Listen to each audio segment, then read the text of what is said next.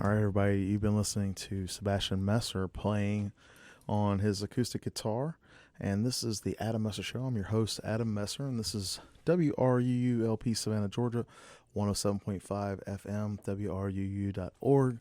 We are Savannah Soundings Community Radio with Global Soul.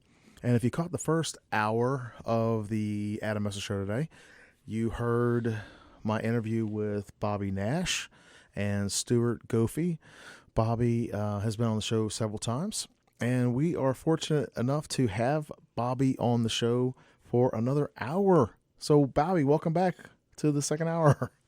I hope I didn't just hear Savannah groan. Oh, gosh. Bad guy again. If they were groaning, it was about Adam. Like, oh, gosh, Adam's going on again. I'm telling you. Well, thank you so much for having me and for having Stuart and I earlier in the show. Thank you. Yeah, so everybody tuning in now, or if you're listening to the podcast version of this, Bobby Nash is an author, an actor. Gosh, you do a lot of creative stuff, Bobby, right? Scoundrel. Yeah. Well, this last Vagabond. I don't know. I'll come up with more. Like it's like that thing. I was born. I grew up. Pain in the neck. We had a lot of fun this last hour though, and we were talking about. And if anybody listening in live, you heard it. If you were here, if you didn't, you'll be able to catch it. But anybody listening to the podcast, if you didn't, Stuart has a much better voice than me, so. Well, that's the interesting thing. You could tell that like he was using his regular everyday voice versus his acting voice, and because we played the little sample from the Snow, and it's really neat. It was kind of interesting to talk with him about, it really is an acting job. Oh yeah, absolutely. A lot of people think of a narrator and they think, oh, well, they're just reading. No, there's so many more layers to acting with that than just reading the book. Right, because anybody could read. Right, just read right. the book. He gives each character has their own unique voice, and certainly the recurring and main characters. And there's 4 characters that are in almost every book. He's good at giving them their own unique voice, and it's the same from book to book. And guest characters come in, and they all have their own voice. When characters are loud, he gets loud. Yeah. Do the dialogue when it's acting. It's not just reading. And I think that's one of the big misconceptions. It's kind of like with writing. I find people that have the misconceptions that think these things are easy, and here's why. And I can write. I know how to spell. I've heard that phrase given to me. I can write a book because I know how to spell. There's a lot more that goes into it than that if you're, you don't know until you're a writer. I mean, there were a lot of surprises for me when I started writing because I didn't realize, you can't do this or you have to do that this way or, and I think the narration gets that too, that people that have never done it go, well, I can talk. And I can read, so I can do this. And you don't realize the nuances that come with doing it. Or the amount of work. Yeah. I mean, there's a lot of work. And that's the thing, too. Like, I use it as an example last hour of talking about photography, Oh, well, I can take pictures. Yeah, everybody can take pictures. And cell phones. Do you know how to frame them? Well, that's the thing. Like, cell phones. I'll give you an example. I was doing a wedding one time, and there was this lady. I was literally in the, taking the photos, getting ready for the, the kiss or whatever. And there was a lady that kept standing in front of me. And I was like, you got a cell phone. I've got the professional camera. Would you please just sit down? And it was because it was just really annoying because I was paid to do the job, and I understand that people want to take photos, but a lot of times they don't understand how much work goes into any kind of creative work. I could do that. Yeah, yes, please go do that because I want you to do that. I'm not saying that anybody can't do it, but I'm just saying that to say to someone, "Oh, I could do that," because they're talking to you about what you're doing. Yeah, that's not a compliment. Yeah. Yeah, the other one I've heard is, well, I can read a book in a week. Why can't you write it in a week? Yeah, yeah. I can watch a movie in I an would, hour and a half. Why couldn't you make a movie in yeah, an hour and a half? I wish I could write a novel in a week. Yeah, My life would be so much better if I could. yeah, yeah. But Well, it's just interesting because those who can't do are the ones who complain. So so, but it's just, it's one of those things. yeah, Everybody has misconceptions, and the biggest one I find is that everybody, or not everybody, that's wrong. A lot of people that I meet assume because I'm a published author that I'm rich.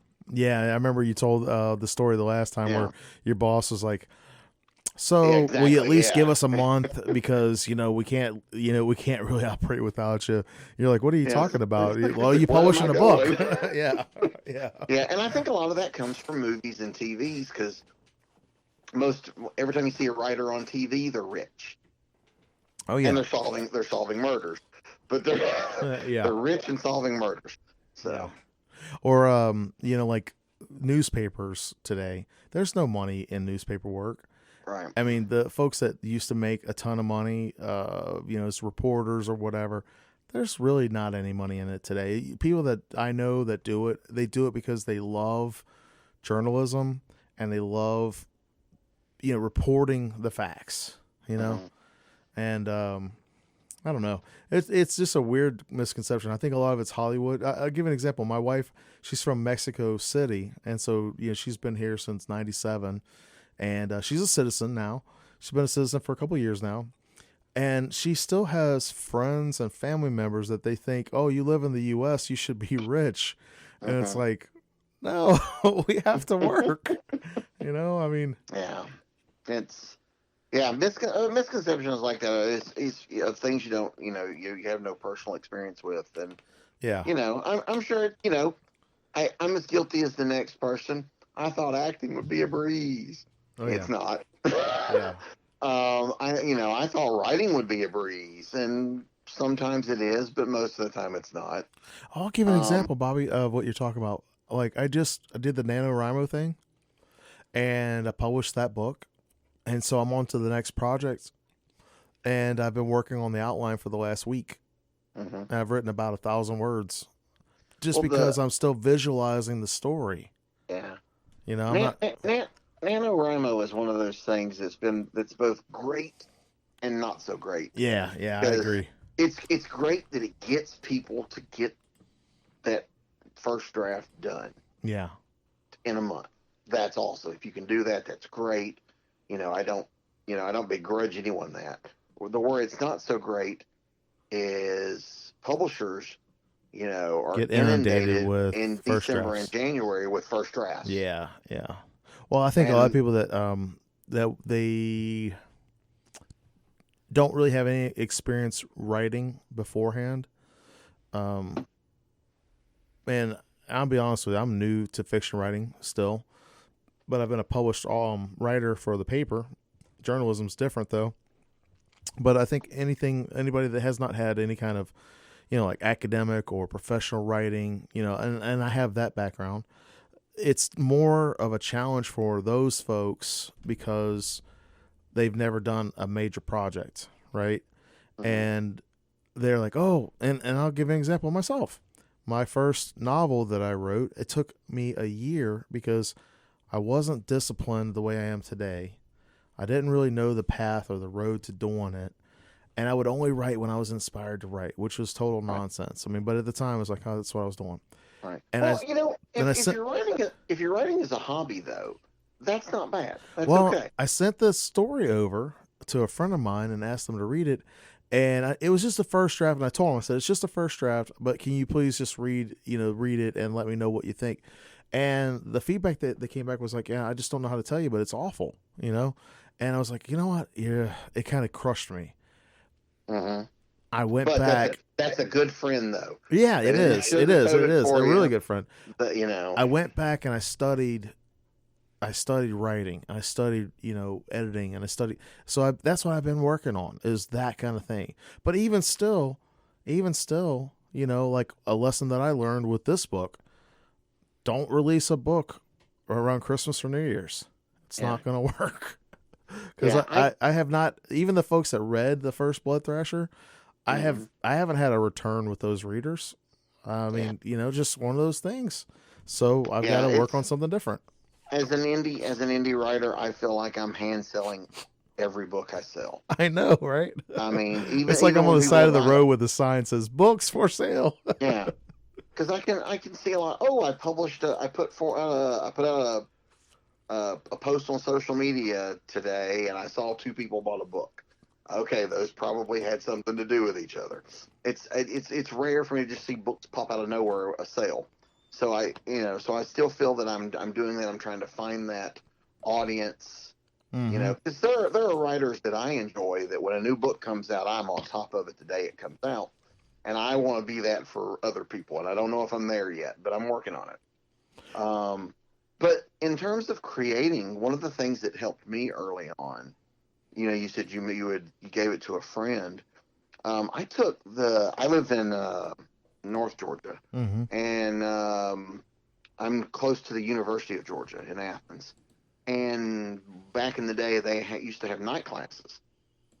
They were non-credit classes, just you paid, you took a class, It's kind but of they the had, brush up on your skills type thing. yeah, Yeah. yeah, they had a creative writing class on Tuesdays, and on Thursdays they had one called Murder and Mayhem for Fun and Profit, Mm-hmm. which was writing thrillers, murder mysteries, that kind of stuff. Yeah. So I paid my money. I took those classes, and it's the way the class was set up was there was a teacher and a wonderful lady named Harriet Austin, and she would give advice and help you with whatever. But during the hours of the class, you brought in what you had written that week, and there's maybe 10 to 20 people in the class, Mm-hmm. and we would all take turns reading, or whoever wanted to read would take turns reading. And you would read a chapter or 4 pages or whatever, depending on how many people were reading, and you would read it in front of everybody, which when I first started was terrifying. Oh yeah. Oh yeah. Um, that actually helped me get over some of the shyness. And but you read it in front of all these people, and you get instantaneous feedback. Hang tight, real quick, Bob. I got to do a station ID. I can't believe. Sorry, 417. You're listening to WRUU LP Savannah, Georgia, 107.5 FM WRUU.org. We are Savannah Soundings Community Radio Global Soul. Sorry about that, Bobby. That's okay. We gotta pay the bills. So Pay the bills. I know. I understand that. But so you were at this Murder and Mayhem for Profit. Yeah, Fun Murder and and Profit. Mayhem for Fun and For Profit. Fun and Profit. That sounds actually like a And really fun class. yes, oh, we had a ball. Yeah. Everybody's writing murder mysteries or that type of thing, but the beauty of it was getting that instant feedback Mm-hmm. from the people that were listening to it, and you would get feedback, either I like this or I didn't like that. One of the feedbacks that I received I was working on my first novel, Evil Ways, at the Right. time.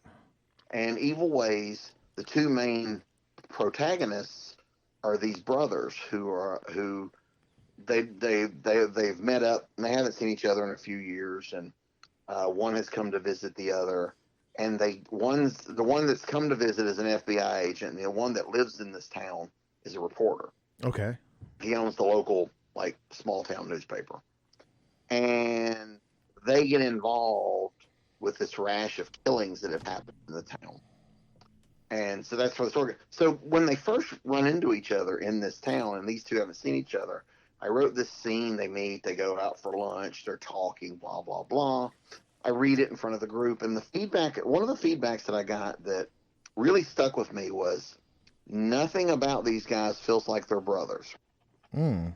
And it's like, if you didn't tell me they were brothers, I would never know it. And I thought about that for the week, before we had to go back. And my thought was, wait, I have a brother. How do my brother and I talk to each other? How do we act with each other? Right, right. And so I decided to give one of the characters his personality, one of them my personality. Okay. Not necessarily everything, just personality wise. Right, right. And so I rewrote this scene as if it was my brother and I playing these roles. And basically what it added was more snark, and more of these two like jabbing at each other, and look, just the way they talked. It wasn't like how you talk to a stranger and you just talk normal. There was a lot of shorthand and you know jabs and things like that. What things that made it just feel like they were brothers. So I went back the next week. I read it again, and they were like, now they feel like brothers because you've given them that spark, Yeah, that depth. that yeah. And so sometimes taking these classes is a great way to learn things like that, to discover things that firsthand, immediate feedback, And doing on, that, actually absolutely. writing, It's because Thursday's a deadline. This is a good way to start learning deadlines because I got to read on Thursday. That means I got to be done on Thursday. Yeah, yeah. But you also, as you do these things, I'm very proud of Evil Ways. It was my first published novel. It was not the first one I wrote. The first one I wrote was awful. But it was my first published novel, my second written. And it's gotten some great reviews. It's sold fairly well over the 15 years it's been out. But I look on it now and I realize I will never write another novel exactly like that one because there's a lot of stuff I did in there that I've since learned you shouldn't do it that way. Give me Because an example of that. well, just different ways of the jumping POVs in the middle of the chapter, Oh, okay. Like third to first or vice versa. we're just you were inside this character's head. 2 sentences later, we jump over and hear what another character's thinking. Gotcha. Things like that. It still works, I think, but there's stuff I've learned that publishers just don't like you to do. It's the most me of anything I've written because I actually had a friend of mine says, I swear, as I'm reading this, I can hear you reading it to me. That's good. That's good. Yeah, so it's the most me, but like I said, it's as a self-published thing, it would work, but with a publisher, the publisher might have changed. A publisher might have changed some things. The publisher I originally had did not because they were a horrible, horrible publisher. But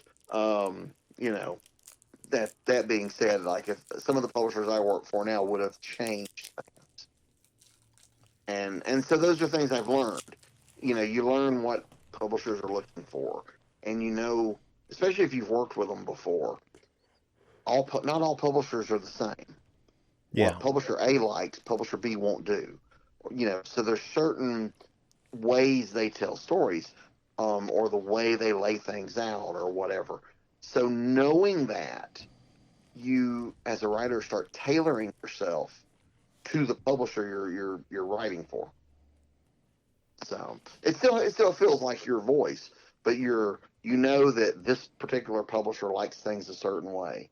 So you go ahead and do it that way to minimize the editing because you'd like to be hired by this publisher again.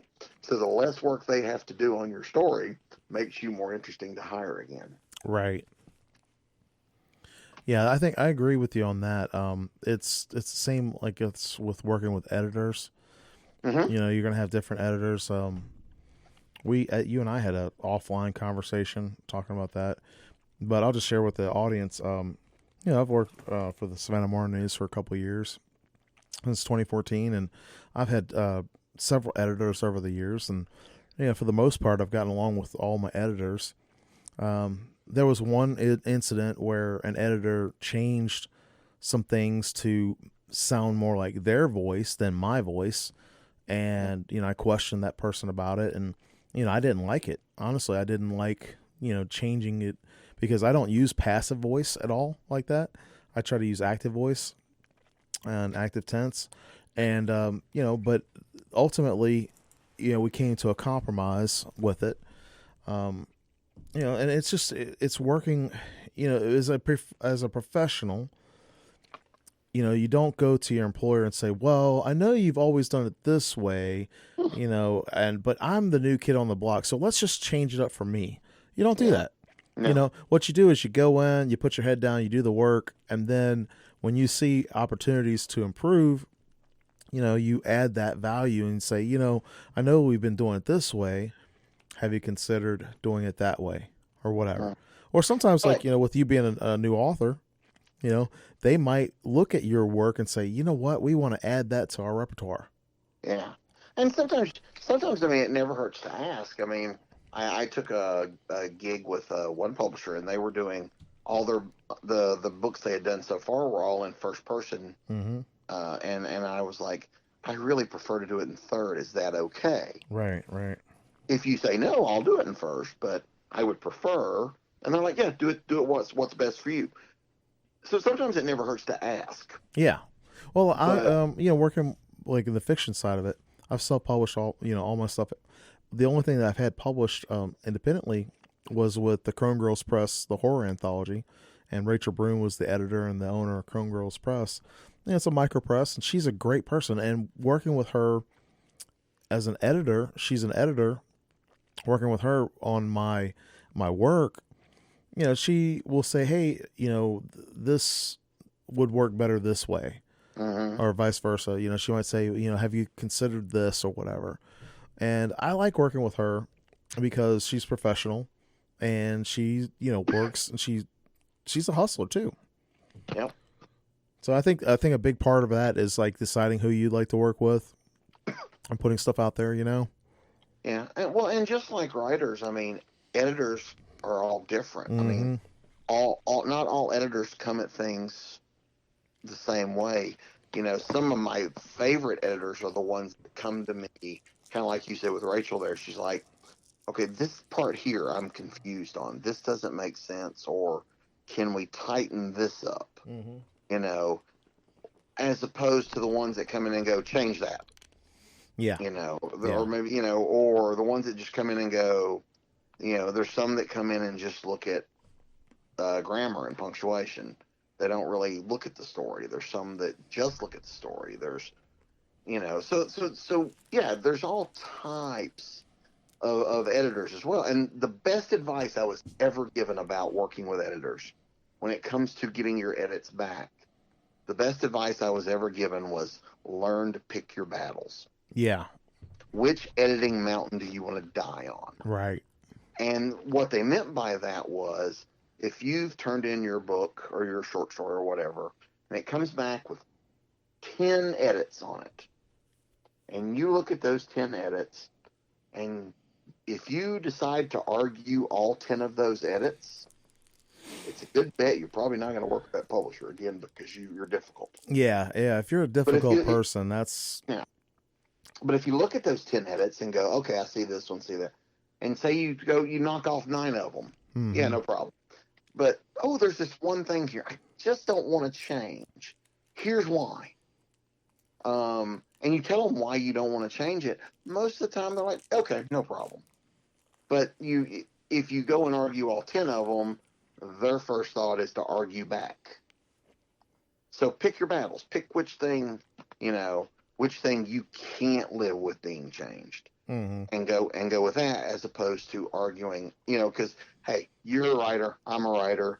You know as well as I do, we love to think that everything we type is gold. It's not. We all know that, but we'd like to think it is. That actually is good advice for people out there, because I kind of think of it the other way around. I'm like, how can I make it better? And I don't always think, but you're right. There are people out there who are prima donnas that they think that that their retelling of whatever story from the past is the best version of whatever now, and you're like, well, edits sting. I mean, yeah. Let's face. I've been doing this a long time, and still, when I get edits saying this doesn't work or change this or whatever, it still stings. Well, for me, actually, I look at it like this, Bobby. I look at it from a professional standpoint of getting constructive feedback.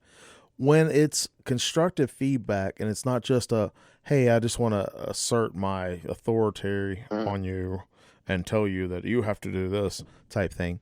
I like that. I like, and that's the way Rachel works. She's very constructive with her feedback, and I don't take it personally because I know that She's trying to put out the best product for the audience. Having said that, I have worked with other people that they are not as professional, and I do not like working with them. You know what I mean? Yeah. So when I get an edit from them, I know that they're not being professional, and I know that they're just doing something just to do it. And it's not even just an unprofessional. I've worked with people that are very professional that just said something I disagreed with. You know. Yeah. So you have to, but like I said, it stings, but you just go, oh, they didn't like that. Why didn't they like that? Okay, Yeah. and we move on. Yeah. But you know, I've only had one or two where we've gotten to like arguments over something, but it's not something you find a way to make it work and you move on. But it's that's part of the collaboration. I mean, yeah. You know, well, it's part of the process, and believe it or not, it is time to pay the bills again. We got to do the station IDs and all. So I'll be right back, Bobby. You're listening to WRUU-LP Savannah, Georgia, 107.5 FM, WRUU.org. We are Savannah Soundings Community Radio with Global Soul. This portion of WRUU Savannah Soundings programming is brought to you by listeners and the 2020 Savannah Music Festival. Presenting Americana artists Jason Isbell and the 400 Unit, Mandolin Orange, Balsam Range and Third Time Out, Sarah Jarose and Madison Cunningham, Leo Kotke, Amethyst Kia, Bruce Hornsby, and the Noisemakers, and more. Additional information can be found at the SavannahMusicFestival.org. WRUU-LP Savannah, Georgia, 107.5 FM, WRUU.org. We are Savannah Soundings Community Radio with Global Soul. The Savannah Riverkeeper will present the 10th Annual Roast on the River, a benefit for the organization, the primary guardian of the Savannah River, providing education, advocacy, and action for the river's 10,000 square mile watershed. The event will take place at Hogan's Marina on Wilmington Island on Saturday, January 18th from 6 to 9 p.m. More information is available at savannahriverkeeper.org.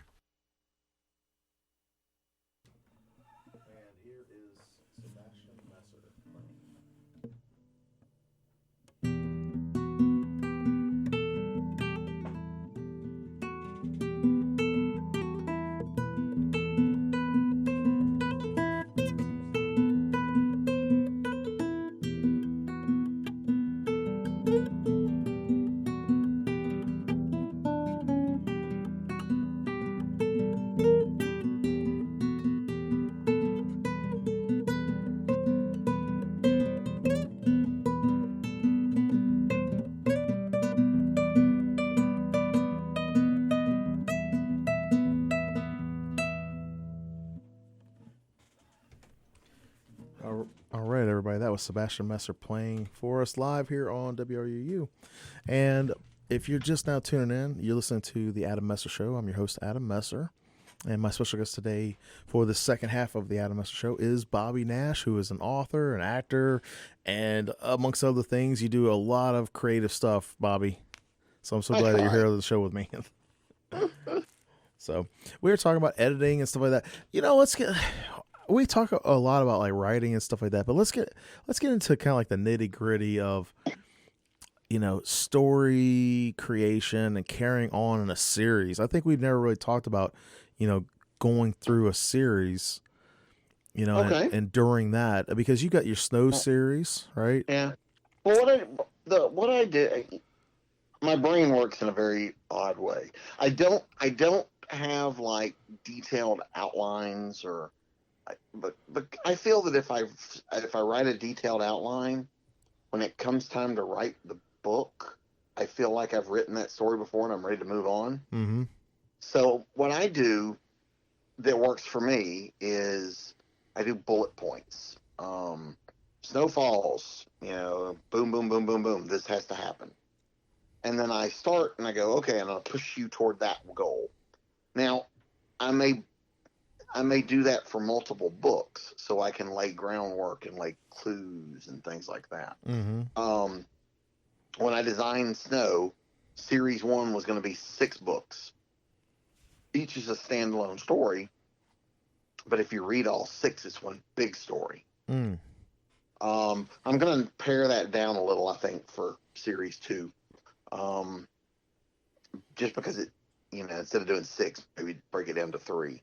Because I collect them in every 3 of the novellas I collect into one big book. Right. So I think going forward that might be easier. Well, it seems like people like trilogies, but it also seems like Yeah. people like series of books too. Yeah. And so, what I'll do is I keep a list. I keep a file that, snow this, snow that. I come up with I've got a lot of titles like snow, because snow's in all the titles. Right. Like snow fall, snow storm, snow drive, snow trap, snow whatever. So I've got a lot of titles written down. And sometimes I'll come up with a title and go, okay, and I'll put a note next to it. Like snow crash, snow's in an airplane that crashes into a mountain. Yeah. Why? I've got one like plan called Snow Haven, and there's a note next to it of what's going on there. Kind of like a little plot theme. Yeah. Snow Siege. And so I've got plans ahead, and Snow Hunt and all these things. So I've got little notes next to them. So I know these things are coming. Do you remember the Destroyer books, Bobby? I do, yes. So, that's what it kind of, yeah. That's what it kind of reminds me of. It's like, when you're doing a series like that, you have, it's also like a comic book series type, where you have a book that comes out monthly or whatever. With yours, you have the same character and you're just developing as novellas, Right. And I like that idea because,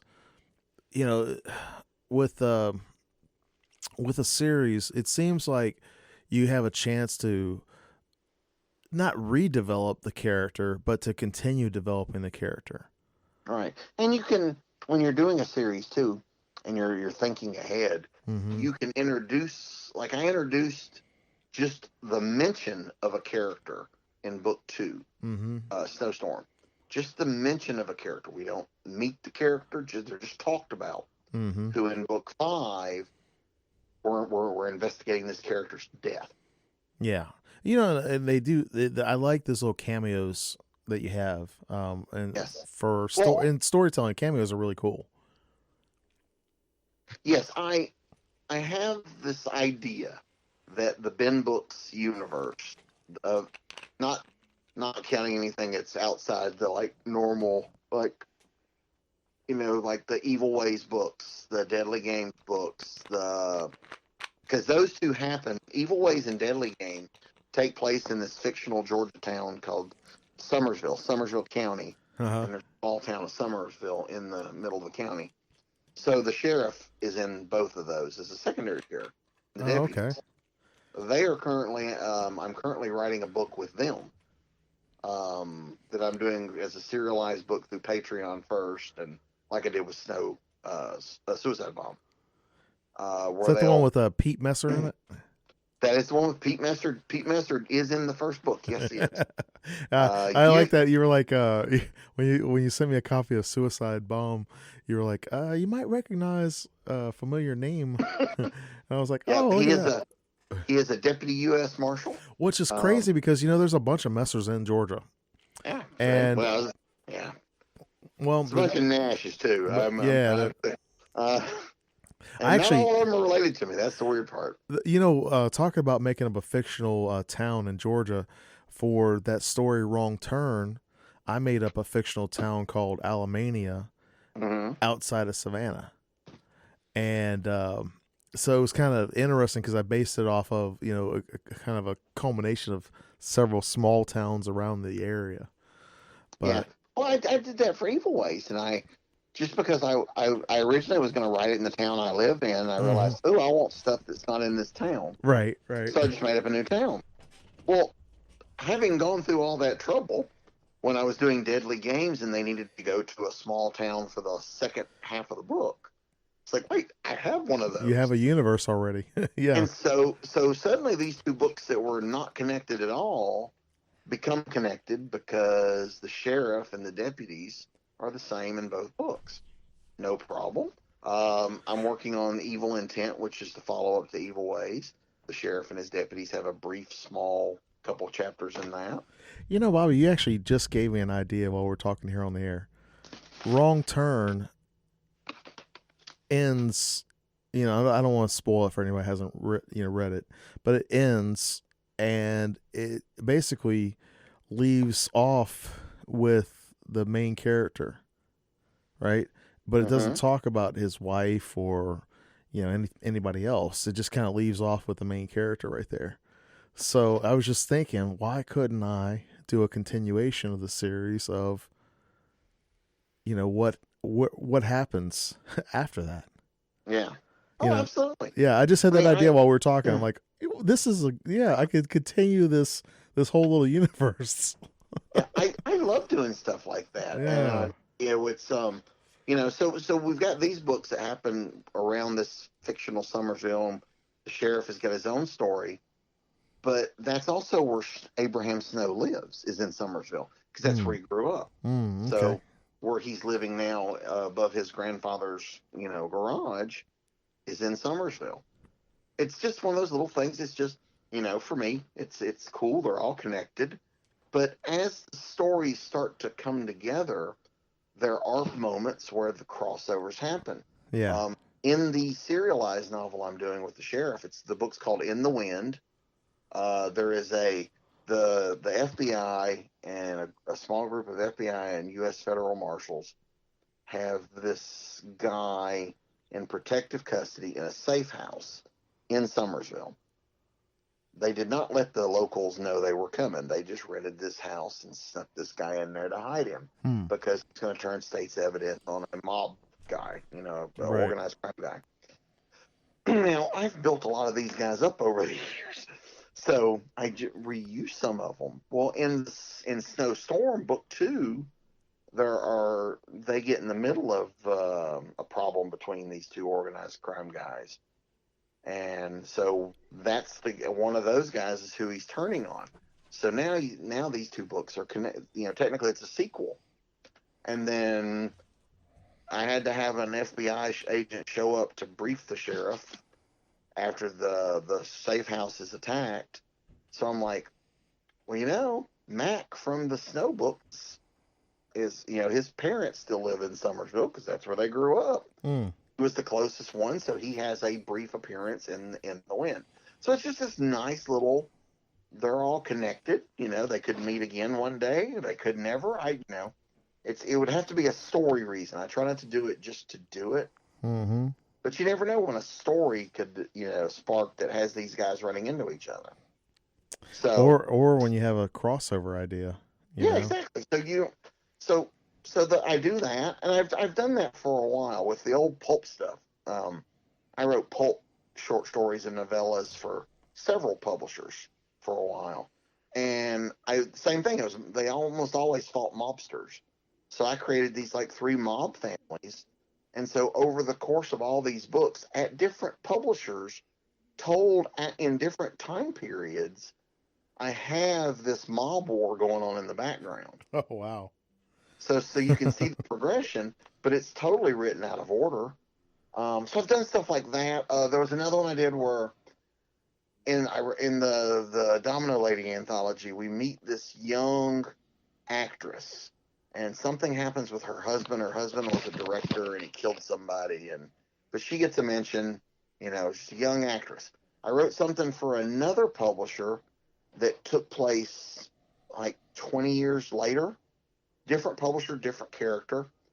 I had decided I needed an actress, so I had it be the same actress. Now she's become famous. She's popular. This is her at the height of her career. Just to throw her in there, she's a background character. She's not the main character.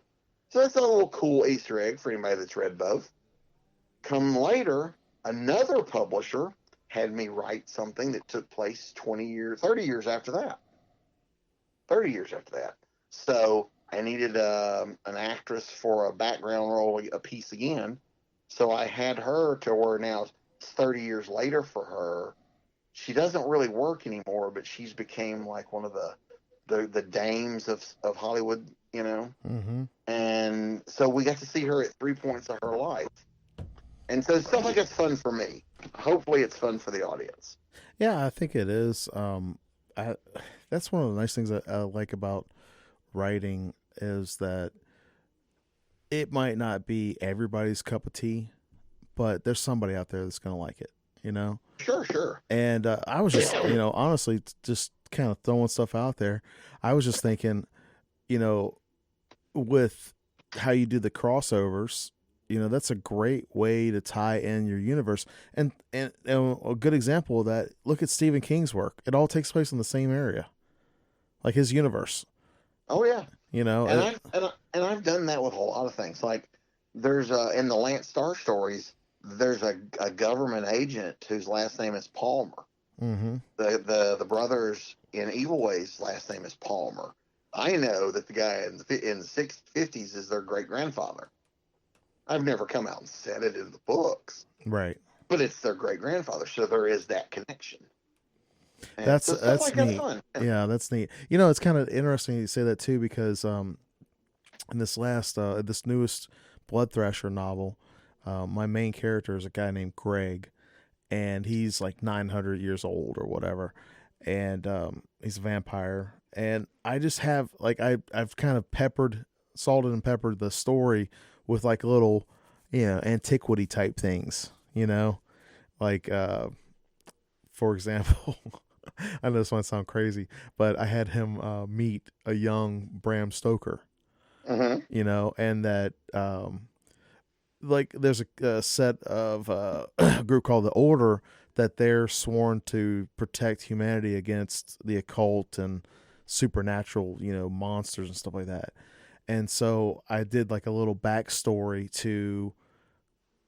I actually tied it into King Arthur, and that vampires were terrified of the name Excalibur because of the number of vampires that were killed by King Arthur and his knights. Mm-hmm. You know, just kind of like making up something, you know, like a fictional type thing, but just tying it back into not only my own universe, but cultural stuff in our universe and our real, you know, our fictional lives, you know? Yep. And it's just a new take on something. But it's a way, I thought it was kind of interesting because it was a way to say, hey, I'm tying my characters into another part of something. You know, I've never heard of King Arthur being a vampire hunter, so I just created it, you know? It's like, hey, let's have fun with it. You know, do something different. If it sticks, it sticks. If it doesn't, you know, it's like, oh, well, that's whatever, you know? But And some of those things have worked really well for people with doing you know, mixing and matching of genres and things like that. Because we've seen Abraham Lincoln fight vampires. We've seen Harriet Tubman fight vampires. well, to me, You know? anything that's supernatural is all in the same realm, right? Mm-hmm. And I think, you know, and it's, and I don't mean the same universe necessarily, you know, but just the same realm of like fantasy and supernatural. So like a story like yours would match up with the universe that my Wrong Turn story was in, because it's not supernatural. It's actually based off of, you know, not true life, not real life, but it's based in the real world. You know, it's not based off of you know, a fictional world, you know? Right. And just like I have no plans for Snow to run up against any supernatural monsters. Right. The fact that he's run across, that he is in the same realm with the brothers from Evil Ways, who were in the Lance Starr stories, who did run into monsters. You know, it doesn't negate the coolness of them being crossed over. Oh, yeah. But, you know, it's just, you know, different parts of the world. Yeah, exactly. I mean, that's just like saying somebody here that they do whatever, you know, and in their real life, you know, I'll give you an example. Ryan Dunn, him and his wife have a tour company called Afterlife Tours. They do paranormal investigations. They do, you know, and they try to, you know, do everything like presenting the historical side of, you know, the like the true story of what happened, like if someone was murdered or whatever. They do like their EVPs and all that, and they just try to present what they discovered, right? So there's gonna be people out there that think it's, oh, that's just total BS or whatever. And there's gonna be people out there who are just debunk that or whatever. And then there's gonna be people out there that are like, you know, they're like, oh well, I don't really know what all is going on in the universe. Maybe there's something to this, You know, Right. so that's real life of something that, other people might not believe in. Some people do. Yeah. Well, I mean, one of my partners in the Ghost Scout book was as Alexandra Holzer. You know, her dad was the guy that invented ghost hunting, Oh and wow. she currently has a show on the Travel Channel. And Yeah. we did a fictionalized book about her as a ghost hunter or Oh monster wow. fighter that came out a few years ago. That was a lot of fun. We're talking about maybe doing another one, and so yeah, but with with TV shows, it's all about, are they real? Is this really happening? And all that. Well, I With think, the book, we were just like, we're just going to play it up as if it's real, and we're going to have the adventure. yeah, So I was you gonna can do say, it both ways, yeah. yeah, I was gonna say it's all up to you. If you want to cross the universes over, if you don't, it's up to you. It's whatever you want to do with it, right? Yep. I Right. think, You as the author, I mean, you have most of the power. You are, in charge of that universe. Now, that being said, once you get to know your characters start telling you what to do. I'm sure you've run into that as well, where I want to do yeah, they want this, to take and their your own characters are lives like, and yeah. go whichever way. Yeah, So, it is interesting how they start to develop their own personalities, and but that's brilliant though, yeah, because it makes them feel more real, mm-hmm. because you know them now, and you know what they will and won't Well, do. I'll give And an example of that. How that happened to me in this last book, Bobby. My guy Greg really went through the ringer, and I did not like it at all. I did not like what another character did to him at all. And it was just like, oh gosh, it was very uncomfortable for me because I'm sitting there writing like, no, I don't think this is right. And the other character's like, this is what's going to happen. yeah, And we went with it. And it sounds like multiple personality disorder when you say it like that. well, But it's not. It's yeah, like, well, it's one of those old adages that, as a writer, you take a character that you love, mm-hmm. and then you completely torture them. Well, yeah, that the weird thing about it was it didn't it it kind of already, I had this idea when I wrote the first one, like how and then the first one was a novella, so it's only like 10,000 words. But the second one was like I had this idea of it was like a story of revenge, Mm-hmm. and it was going to be a totally different character. Well, when I was writing this one, it actually turned out to be the other character, like the one I thought was going to have revenge. It actually turned out to be his son that actually did want to do the exact revenge on Greg, and for different reasons though. And Mm-hmm. as we're going through the story, I'm thinking to myself, oh wow, and this is happening and that's happening, and it just keeps kind of progressing, you know and just gets to the point where the climax of it or whatever. It's like it was. I wasn't expecting it. Even though I'd written a plot out, I used the 15 beat sheet for writing out my story arc or whatever. That doesn't mean I'm writing like the outline doesn't mean I'm writing everything that's going to happen in the between periods. Right. And it I kind of like, took me by surprise. yeah, and that's why I like doing it. What works for me with doing the bullet points. Yeah, I because can say, you have okay, a map, like a road that you're going to mhm. travel down, but you don't know what you're going to see on that road the whole way. Or you know your destination and don't know which road you're going to take to get there. Yeah, yeah. And so knowing your characters, and a great way to test that, take three characters, drop them into the exact same situation. You should get three totally different stories. I've never thought of that mechanic, Bobby, but just thinking about that, yeah, my three characters would all have reacted differently. Yeah. So that's how you know when you've got your character, because you start going, oh wait, wouldn't do that, Mm-hmm. or sometimes your characters will say things, and I know this sounds really, to those people that are not writers, we're not nuts, I We're not promise. psychotic. But like in Deadly Games, which was my third Polish novel, it's about this cop who's they're trying the guy they caught commits suicide in prison. Hmm. But he's left all the people that he feels responsible for him going to prison in his will. And so they show up for the reading of the will, and then the guy's got plans, and so stuff starts happening. Oh wow! And there's a video, but he reads it. He videotaped his will. So this guy that's dead, who's been responsible for so much pain for all these people, is talking to him from this TV screen. And there's a bit, I'd introduced some stuff about the main character, and like his wife left him, and his wife had split up, and she had disappeared. And yeah, he couldn't find her, and she just was gone. Bobby, we believe it or not, it's actually we got to wrap it up. Okay. So, where can people find your more actually about Deadly Games or whatever? BobbyNash.com or ben-books.com.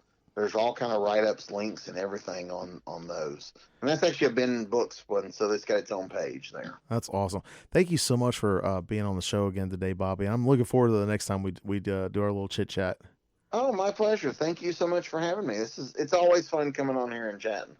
That's awesome. We might have to figure something else out too, like maybe like a writer segment type thing. So, all right, everybody tuning in. You've been listening to me. I'm your host, Adam Messer, and my special guest today has been Bobby Nash, and you can check him out at bobbynash.com, and you can check me out at adammesser.net. So stay tuned because we have the Savannah at Night group up next.